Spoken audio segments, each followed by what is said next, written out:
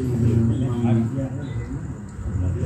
صاحب الكتاب الدرر النفاس من أنفاس العلم النبراس خليفة السلام الأكياس الإمام الكبير العالم الولي الشهير الحبيب عبد الله بن محسن العطاس صاحب القبور وإلى حضرة النبي.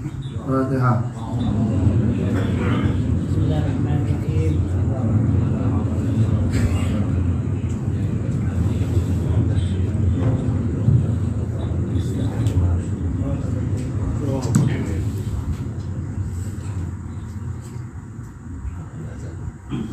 Qala al-mu'allif wa damana fi wa bil bidaraini ila anggala.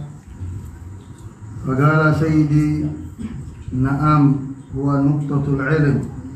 Thumma qala sayyidi ba'da kalam akhir al-Qur'an lahu zahiran wa batinan. Batin al-Qur'an hiya al-ma'ani al-qadimah al-qa'imah bi dhatihi ta'ala. Fa huwa qabla yaqa'a fil qalbi wa tantaju bihi al-lisan bil aswat wal huruf al-mu'addiyah li ma'anihi al-qa'imah bidatihi ta'ala. Quran bil ma'na al-batin. Wa idha waqa'a fil qalb natagat bihi al-alsun bil aswat wal huruf al-mu'addiyah li ma'anihi wa rasama fil masaib wa huwa Quran bil ma'na al-akhir bil akhiri. Idza wujidatil ma' batalati tatayammu. Jadi selama air belum ada, saya anggap jadi debu aja deh. Jadi debu. Tayamum itu tayamum alat tathir, alat toharah yang paling lemah itu tayamum. Sebenarnya tayamum itu nggak boleh asal-asalan. Kalau orang sakit boleh. Cuman sakitnya yang sudah direferensikan oleh dokter nggak boleh kena air, ya. Tapi kalau tayamum cuman karena nggak ada air, misal dicontetnya di dalam musola nggak ada air, wah kalau gitu kita tayamum nggak boleh. Lihat dulu tuh, paling tidak itu kanan, kiri, depan, belakang 500 meter paling gitu. Jadi nggak bisa, oh ini nggak ada air, jangan-jangan mesin ini rusak. Mesin air rusak. Nah, jadi saya ibaratnya alat suci debu aja deh.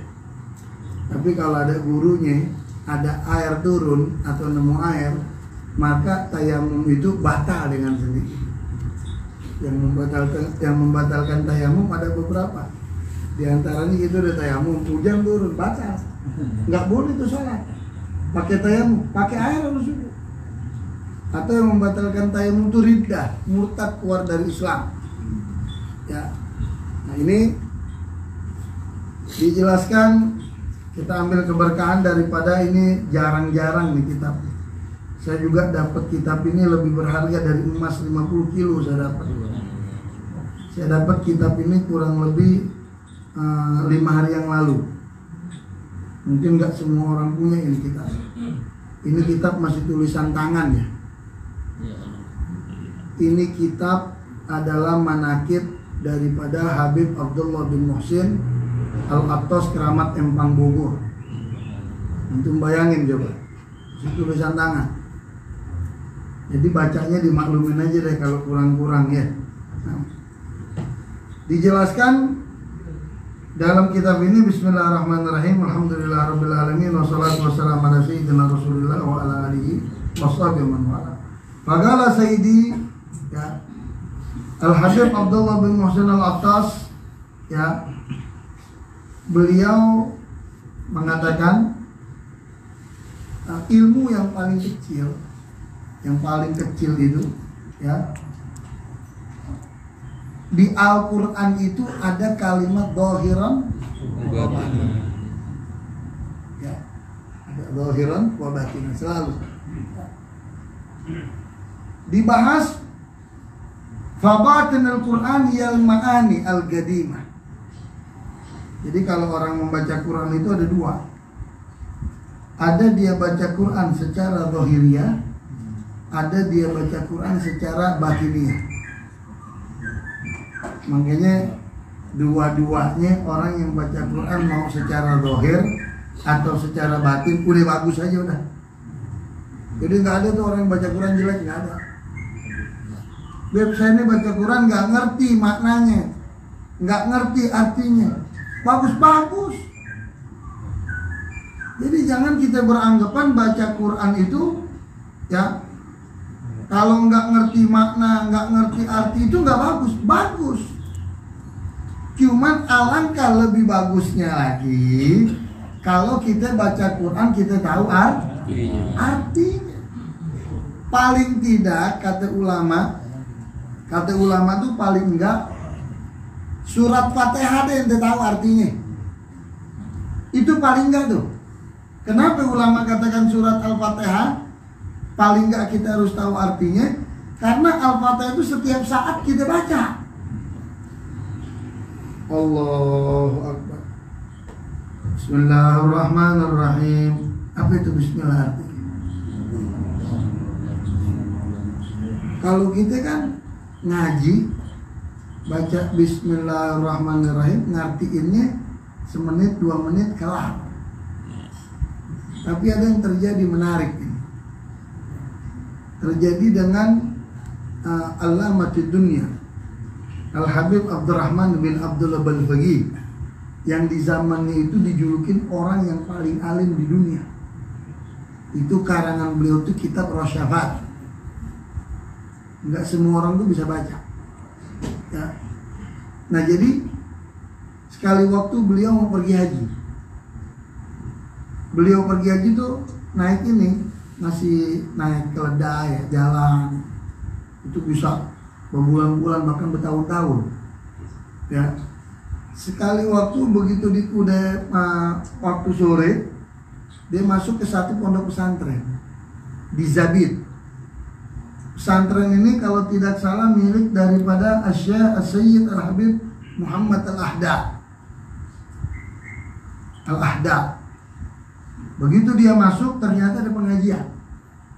Nih kita lihat tawaduknya orang dulu ya, sama tawaduknya ulama sekarang. Dari tawaduknya aja tuh susah disogok. Begitu dia masuk ada pengajian, di ulama besar, orang yang alim di zamannya kata Abdul Al-Haddad. Dia duduk di paling belakang. Dia telat datangnya, duduk paling belakang kayak begini nih. Ada pengajian dia duduk paling belakang. Udah bahas Syekh Muhammad Al-Haddad. Begitu membahas kitab, lalu ada masalah yang nggak bisa terpecahkan. Ada 3 masalah nggak bisa dipecahkan di pengajian itu, karena dalam keadaan pembahasan masalah. Ada 3 dari sekian banyak masalah selesai, dijawab sepakat. Tapi ada 3 tidak. Akhirnya dijawab Syekh Muhammad Al-Haddad bilang apa? Ya udah, nanti kita mau tulis surat. Masalah ini akan kita kirim ya, orang kita menanyakan langsung dengan Al-Habib Abdurrahman bin Abdullah Balfaqih, orang yang paling alim di dunia. Nanti kita kirim 1 orang ke Tarim untuk kirim itu. Akhirnya begitu sudah ini, Habib Abdurrahman bin Abdullah Balfaqih dia nggak tahu kalau ada di situ. Habib Muhammad dicolek salah satu muridnya yang di sampingnya Habib Abdurrahman, dicolek. Kamu jawabannya begini, ayatnya ini, hadisnya ini, ijma ulamanya ini, kias ulamanya, dengan dalil yang detail dijawab. Ini murid angkat tangan, saya mau jawab nih masalah ini. Diketawain sama murid, sama kawan. Ya, mau jawab dari mana? Nggak ada prestasinya nih mau jawab. Syekh Muhammad Al-Haddad senyum-senyum aja. Ya, senyum aja. Apa? Dijawab yang pertama, ini dijawab. Yang kedua dijawab, yang ketiga, selesai. Sampai jawabannya itu membuat kawan-kawannya, khususnya para masyayikh yang ada di situ, terbengong-bengong itu melihat jawaban dari anak ini. Syekh Muhammad Al-Hadal ini bukan orang sembarangan. Dia bilang, itu yang jawab pertanyaan itu bukan kamu. Yang jawab itu bukan kamu. Ada orang yang pasti beritahu kamu. Nah, siapa orang yang kasih tahu kamu? Dia bilang, ini yang di sebelah saya. Lihat tawaduknya Habib Abdurrahman bin Abdul Walid. Bagaimana nggak mau berkah orang dulu? Kalau orang sekarang kan begini. Dia bilang, siapa kasih tahu ini yang sebelah? Diparanin oleh Syekh Muhammad Al-Hadal. Ya, tanya, ya, man anta? Siapa kamu? Ya, Syekh Muhammad Al-Hadal juga nggak tahu, karena Abdurrahman itu nggak pernah keluar. Cuman orang banyak dengar namanya. Dijawab apa? Ana Abdullah. Siapa kamu? Dijawab, saya Abdullah. Saya hamba Allah. Dibalikin dengan Syekh Muhammad Al-Hadal. Kulluna abidullah. Semua kita juga hamba Allah. Subhanallah. Nggak bohong dia. Ditanya siapa kamu? Saya hamba Allah. Syekh Muhammad bilang semua kita juga hamba. Lalu ditanya lagi, manis muka. Siapa namamu? Baru dia nggak bohong. Al-Faqir Abdurrahman bin Abdul Walid. Kaget Syekh Muhammad Al-Hadal. Diangkat Syekh Habib Abdurrahman bin Abdul Walid ke depan, duduk. Singkat ceritanya aja, disuruh diminta Habib Abdurrahman bin Abdul Walid duduk di pesantren itu kurang lebih 2 minggu. Dalam tempo 2 minggu itu, ya, hanya membahas ilmu huruf ba yang ada di Bismillah. Bismillahirrahmanirrahim itu panjang banget. Cuman bahas huruf ba doang tuh 2 minggu. Bagaimana dari ilmu alatnya? Ba itu kalau dia menjadi harfun jar bagaimana? Ya, itu panjang pembahasannya. Kalau kita belajar ilmu alat, ilmu nahwu dasar itu kita bisa tahu. Begitu juga sorofnya. Nah itu saya nggak mau bahas. Artinya apa? Kalau kita kan bahas Bismillahirrahmanirrahim sedikit, ya waktunya sebentar. Nah makanya di sini dikatakan oleh Habib Abdullah bin Muhsin, membaca Al-Quran itu ada 2, ada secara zahiriyah dan batinnya. Adapun secara batin, hiyal ma'ani al-gadima al-qa'ima bidati ta'ala. Ya, adapun secara zahir, Al-Quran itu harus kita tahu terlebih dahulu, dia itu kalamullah yang gak perlu dijaga sama makhluk. Ini Al-Quran. Jadi kita gak usah khawatir, ya, wah ini Al-Quran ntar sebelum hari kiamat hilang, ini banyak yang palsuin Al-Quran, ini banyak yang ini banyak. Pertama kita introspeksi diri kita. Kenapa anak-anak kita kagak mau sekolahin khusus tahfidzul Quran? Mohon maaf Pak ya, mohon maaf. Kita kayaknya sekarang kalau sekolahin anak kita agama, takut urusan dunia duit kagak dapat. Itu kita, ya, diri kita aja tanya. Tapi saya yakin begitu dia udah tua, anaknya udah gede-gede, pasti dia nyesal. Ya Allah, saya nyesal nggak masukin anak saya ke pesantren dulu. Nyesal. Ya, kan Nabi udah bilang, man arada dunya fa'alihi, wa man arada dunya fa'alihi, wa man aradahu ma fa'alihi. Ini jelas. Mau dunia pakai ilmu, mau akhirat pakai, mau dua-duanya. Jadi arti Al-Quran secara batin, ya, harus kita tanamkan di diri kita. Al-Quran itu adalah kalamullah bidzatihi ta'ala, kalam Allah yang kekal dan abadi. Kepada siapa itu Al-Quran diturunkan? Ya, Al-Quran kitab suci itu Pak, jumlahnya yang diturunkan oleh Allah ada 104 kitab suci. Bukan cuma 4, Injil, Taurat, Zabur, Quran, bukan. Ada 104 kitab suci yang Allah turunkan. Yang itu diturunkan dengan para nabi itu. Itu di dalam kitab Safinatun Najah syarahnya disebutin. Ya. Nah, dari 104 itu, ya, yang terakhir 104 Al-Quran, itu diringkas semuanya itu. Yang 103 itu diringkas di 104, ya, yaitu Al-Quran yang diturunkan kepada Nabi kita Muhammad.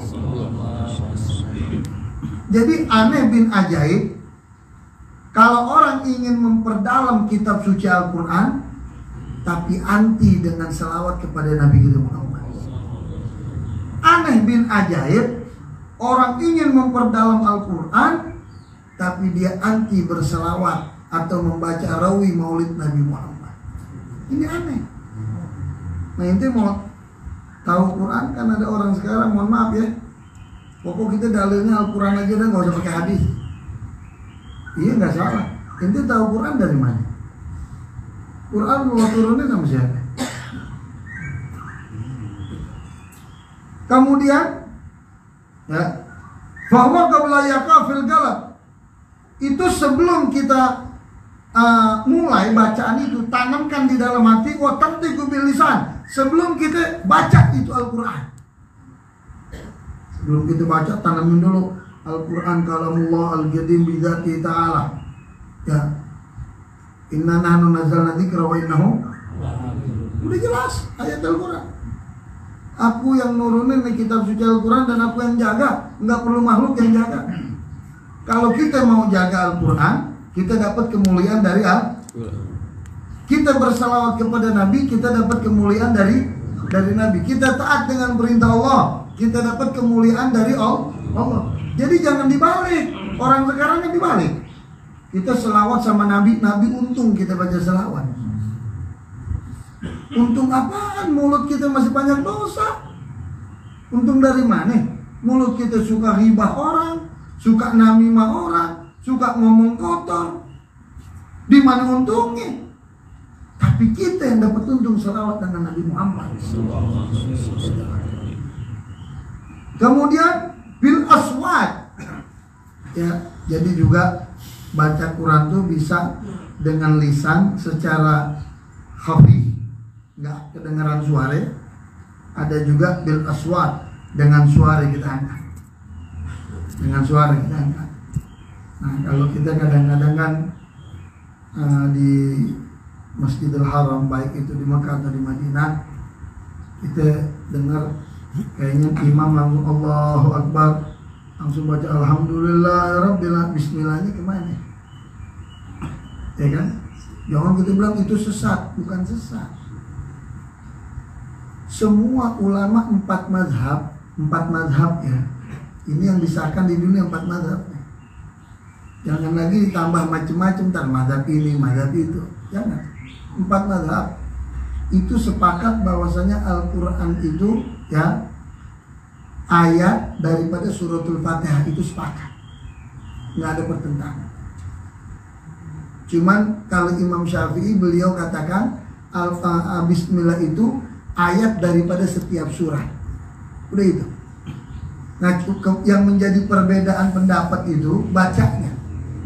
Kalau Imam Syafi'i bilang, ya, Al-Fatihah itu, Bismillah itu harus dibaca dengan jahar, dengan keras. Berarti pengertian keras itu kalau kita sendiri, kita yang dengar diri kita, itu keras. Allah Akbar, Bismillahirrahmanirrahim. Cukup diri kita. Pengertian tidak keras ya. Tapi pengertian keras itu yang di belakang kita dengar. Bismillahirrahmanirrahim, makmum yang di belakang mana? Nah, itu perbedaan saja. Kalau Imam Syafi'i mengatakan Bismillah itu harus dibaca bijahar dengan keras. Tapi kalau Imam Malik dan Imam Ibnu Hanbal, dia katakan Bismillah dibaca tapi tidak dengan keras, ya, bil khafi. Jadi baca habis takbir Allahu Akbar itu dibaca di hati dia. Bismillahirrahmanirrahim. Cukup diri yang dengar. Baru dia baca Alhamdulillahirabbil alamin. Jadi jangan orang sekarang itu Wahabi itu. Imam di Masjidil Haram kenapa nggak baca Bismillah? Jangan. Ya, itu. Kemudian wal huruf al mu'addiyah li ma'anihi al qa'imah bi dzati ta'ala Quran bil makna al batin. Ya. Jadi kita mau masuk urusan ke dalam, ke batin, ya, harus kita betul-betul tahu apa itu Al-Quran yang kita baca, maknanya, artinya, kita harus tahu tuh, harus tahu. Nah kalau kita baca Ar-Rahman sama Ar-Rahim, itu bedanya langit sama bumi. Antara dua kalimat Ar-Rahman sama Ar-Rahim, bedanya langit sama bumi. Wah, dari mana bedanya? Oh, beda. Yang pertama, beda Ar-Rahman sama Ar-Rahim. Ar-Rahman itu ya Maha Pemberi. Tidak ada hakikat yang memberikan makhluknya di dunia ini melainkan hanya Allah Subhanahu. Jadi nggak ada. Yang Maha Pemberi itu cuma satu di dunia, yaitu Sang Pencipta Al-Khaliq. Buktinya ruh.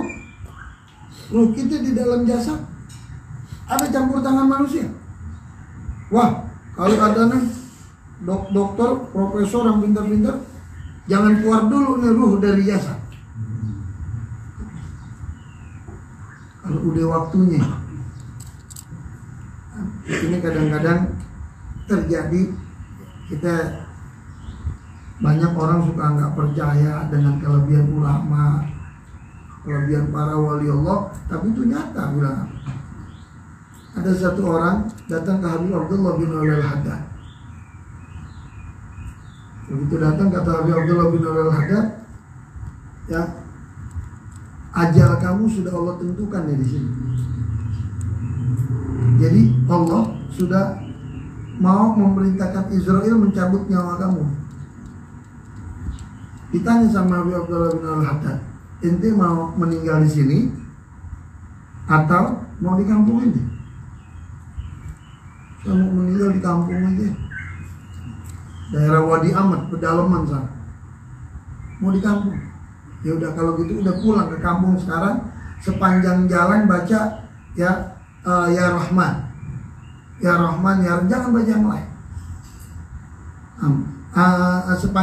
Sepanjang jalan disuruh baca Ya Latif, Ya Latif, Ya Latif, yang maha lembut, yang maha lembut. Udah dia baca Ya Latif sampai kampung, dia ketemu orang tuanya, ketemu saudaranya, dia cium tangan, dia minta maaf. Udah selesai, dia meninggal. Ya, wah, ini rahasia. Nggak semuanya orang dapat, betul. Yang namanya rahasia, kalau semuanya orang tahu bukan rahasia. Allah itu memberikan rahasia kepada hambanya yang betul-betul hamba itu sudah dipercaya oleh Allah. Makanya Abdullah bin Al-Haddad, saya meratib pengarang kitab Nasihatin yang kita baca pagi kitabnya ini, ya. Beliau ini Fadl Basar, dari umur 8 bulan matinya udah nggak ngelihat. Maaf ya, kalau bahasa kita buta, nggak boleh orang dibilang buta. Tapi Fadl Basar. Habib Umar Sayyid nggak ngelihat matinya, buta juga Fadl Basar. Habib Ahmad bin Hasan Al-Attas, datuknya Habib Umar bin Hud, sama juga nggak ngelihat Fadl Basar, buta. Tapi bagaimana? Manfaat hidupnya lebih dari kita yang mati melotot. Ya, sekali waktu Habib Abdullah bin Haddad dia nikah. Begitu dia nikah, orang tuanya ngomong jujur, nggak bohong, sama calon perempuan, sama calon besannya, ini saya punya anak matanya buta, nggak ngelihat. Abdul Basar nggak ngelihat. Bagaimana? Oh, istrinya udah terima nih, calon istri, nggak apa-apa, besan nggak apa-apa, udah nikah. Begitu nikah selesai, ijab kabul apa? Habib Abdullah bin Haddad jalan ke kamar mau dituntun, nggak pakai dituntun. Kata orang tua jangan dituntun, biarin aja dia jalan, dia tahu. Masuk kamar, istrinya disuruh ambil ini, posisinya sama, kayak melihat aja gitu. Terus kata istrinya lah, ini nggak mau. Emang secara hukum itu nikahnya nggak sah. Dibilang buta tapi melek. Nah sama seperti orang ijab gobul, nikahnya perawan. Maaf ya hukum fikih. Di ijab gobulnya perawan. Nah begitu nikah, tahu tuh kagak perawan, udah los aja. Bukan perawan, itu gimana? Itu maharnya harus dibalikin. Mahar harus dibalikin. Karena ijab gobulnya perawan. Nah makanya sekarang maaf kita punya anak, jaga anak kita. Apalagi anak perempuan, jangan percaya sama anak perempuan keluar di atas maghrib, nggak boleh. Banyak akalnya. Jangan percaya, maka orang dulu tuh keras betul. Saya punya orang tua nih, angkatan ini tentara ABRI. Itu anak perempuan, kakak-kakak saya nggak berani kalau pulang ke rumah lewat maghrib. Kalau pulang lewat maghrib itu diborgol sama orang tua saya. Diborgol. Jadi itu harus kita tanamin sama anak kita. Jangan percaya, nginep aja, jangan kasih nginep. Nah, sekali-sekali di rumah pamannya boleh, tapi jangan keseringan. Jadi bahan alasan nanti. Itu, anak perempuan berat. Namanya itu punya anak laki, mau nikah sama anak perempuan. Ingetin anak kita yang laki. Inti sudah siap menerima keadaan ini perempuan apa adanya, apa bagaimana? Inti yakin, kan kita harus terbuka mana? Inti yakin anak perawan. Tanya orang tuanya, minta jaminan. Memang betul keperawanan itu dalam ilmu fikih bisa 3 pecahnya, dokter juga tahu. Bisa dengan masuknya itu alat kita, bisa juga dia itu jatuh langsung pantat itu bisa pecah. Bisa juga dia naik sepeda, sering naik sepeda, joknya itu bisa. Oh, itu urusannya panjang lah, nganggur ntar Pak. Akhirnya pada ngantuk bahas gituan dok. Kemudian wal huruf al muaddi limani al qaimah bidzati ta'ala. Jadi Al-Quran itu Pak, mohon maaf ya, setiap ayat, setiap huruf, setiap surat pasti para ulama mengartikannya satu sama lain punya perbedaan dalam penjabaran.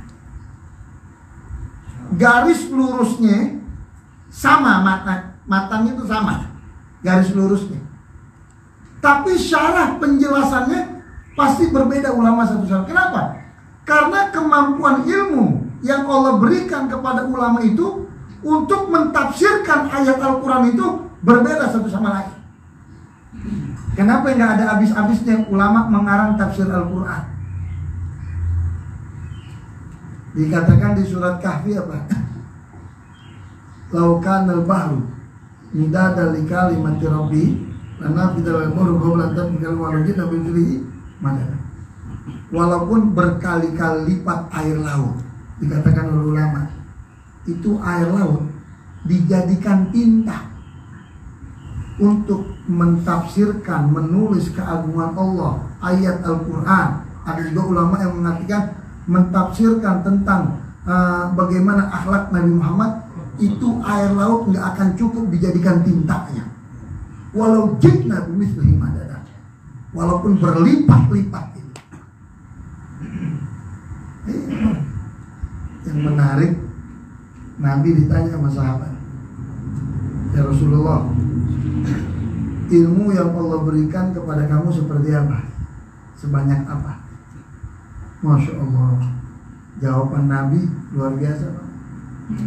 Nabi bilang apa? Ilmu yang Allah berikan kepada aku bagaikan jarum. Jarum dimasukin ke laut, diangkat itu jarum, netes satu tetesan air dari jarum itu, satu tetes itulah ilmu yang Allah berikan kepada aku, kata Nabi Muhammad. Satu tetes air jarum. Kita bilang satu tetes empang aja udah banyak banget, apalagi satu tetes baskom. Itu Nabi kita Muhammad. Nabi kita Muhammad Siti Aisyah radhiyallahu anha Tiap malam Nabi sujud, beristighfar, minta ampun sama Allah. Nabi, ya, yang Allah udah ampunin dosanya. Akhirnya Siti Aisyah dia bilang apa? Sampai takut Siti Aisyah Nabi ini meninggal, nggak bergerak waktu sujud. Takut. Akhirnya Siti Aisyah menangis, takut meninggal. Begitu Siti Aisyah menangis, Rasulullah memberikan isyarat. Ada yang mengatakan tangannya bergerak sedikit atau kakinya. Begitu Siti Aisyah lihat Rasulullah masih bergerak, diam dari tangisannya, berarti masih hidup. Akhirnya begitu udah selesai salam, apa kata Siti Aisyah? Wahai suami, wahai kekasih Allah, wahai utusan Allah, ya, kenapa kamu ibadah seperti ini? Walaqad ghafarta min dzambika ma taqaddama wa ma ta'akhkhar. Bukankah Allah sudah mengampuni dosa yang telah lalu dan yang akan datang yang telah kamu lakukan? Apa jawaban Nabi? Bukan nafsu yang jawab. Ini yang nanya istri, teman tidur. Jawabnya nggak pakai nafsu, bagaimana orang lain. Dijawab oleh Nabi simpel. Apalah aku abdan syakura? Apa aku nggak boleh menjadi hamba yang bersyukur? Subhanallah. Itulah kelebihan kita punya Nabi Muhammad. Kemudian, ya, wa idza waqa fil qalbi nataqa bil aswat wal huruf al muaddir ma'ani wa rasama fil masahib fa huwa Quran bil ma'na dhahira. Jadi kalau Quran udah mendarah daging sama kita, itu tubuh kita, panca indera kita tuh nguarin sendiri itu Al-Quran. Baca, nguarin sendiri. Mata kan terjadi dengan Habib Abdullah bin Husain bin Thahir, pengarang kitab Majmu'. Habib Abdullah bin Husain bin Thahir ini, ya, waktu mau sakaratul maut yang pernah diceritakan juga, itu istrinya bacain talqin, la ilaha, berhenti, jangan kamu bacain. Kamu baca la ilaha untuk apa? Kalau kamu baca la ilaha illallah untuk mentalkinkan saya, nggak usah, karena kalimat itu sudah mendarah daging dengan saya. Akhirnya begitu akhir sakaratul maut, ajalnya, itu panca inderanya semua mengeluarkan bacaan la ilaha illallah. Matanya la ilaha, telinganya la, semuanya. Ya, kalau kita cerita Habib Abdullah bin Husain kan jauh. Ini Habib Muhammad aja yang kita alami. Kita ngalamin zaman beliau. Ini kita ngalamin zaman beliau. Saya menyaksikan, Habib Saleh juga tahu. Karena hidupnya itu dengan la ilaha illallah, hidupnya dengan ratib, maka akhir ajalnya itu aja. Walaupun keadaan gak sadar, tapi menyebutkan la ilaha illallah di akhir hayatnya dengan sempurna. Orang kan kalau la ilaha illallah bacanya keras lagi, kan mulut terbuka. Beliau menutup sendiri mulut. La ilaha illallah Muhammad Rasulullah sallallahu alaihi wasallam. Habis. Jadi itu yang kita alami zaman kita. Jangan kita cerita jauh. Nah kalau kita nggak percaya dengan ulama, itu depan mata. Karena sudah setelah meninggal, ini saya ulang lagi, dikubur, ya Habib Saleh, malamnya acara tahlil. Tahu-tahu ada makhluk Allah di kuburannya. Itu yang pertama nemuin orang itu saya. Jadi itu orang, habis kita baca hari pertama tahlil, dia dari luar Simpang Ulim, orang Aceh tapi dari luar kota. Dari Banda Aceh atau dari mana saya nggak tahu. Dia sudah jamak sholatnya takdim. Isya dia sudah jamak. Begitu kita selesai baca tahlil, kita sholat Isya. Waktu orang sholat Isya, dia foto tuh makam Abah tuh, makam Habib Muhammad dari jauh. Ya, habis dia foto, dia langsung sistem kirim ke temennya gitu. Foto langsung kirim, nggak di save gitu. Dia nggak tahu apa kabar Her. Nggak lama dibalikin lagi sama teman, loh itu ada makhluk apa di sini? Saking takutnya dia, selesai sholat Isya dia lari maranin saya.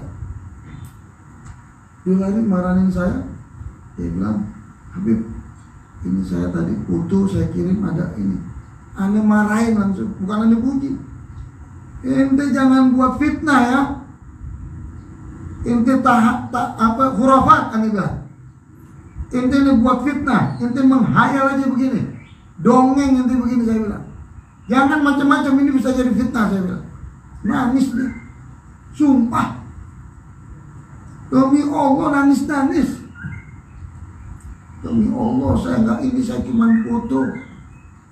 Enggak, saya bilang kamu edit ya? Enggak. Bagaimana mau waktu ngedit? Nangis-nangis. Akhirnya saya minta nomor telepon dia. Saya minta kirimin ke orang saya, Haji Syafi'i, nggak ke saya, ke Haji Syafi'i, ya. Saya nggak suruh dia hapus, saya nggak suruh dia sebarin. Ini tersebar, ya. Itu kita lihat. Ada yang bilang ini Habib Abu Bakar Sakron dari Hadramut telepon saya. Ini Syekh Ali Baros. Tapi kalau saya punya keyakinan yang ada di situ adalah datuknya Habib Umar bin Abdurrahman Al-Attas Al-Barat. Karena Habib Muhammad itu luar biasa dengan Habib, luar biasa. Mau matinya, mau meninggal, Habib Saleh itu pacarannya. Nah, saya pikir itu saja. Dan yang terakhir, saya ingin kasih ucapan yang menarik daripada pengarang kitab ini, ya. Kata Habib Abdullah bin Muhsin Al-Attas apa? Infak mafil jet ya'tika mafil ghaib.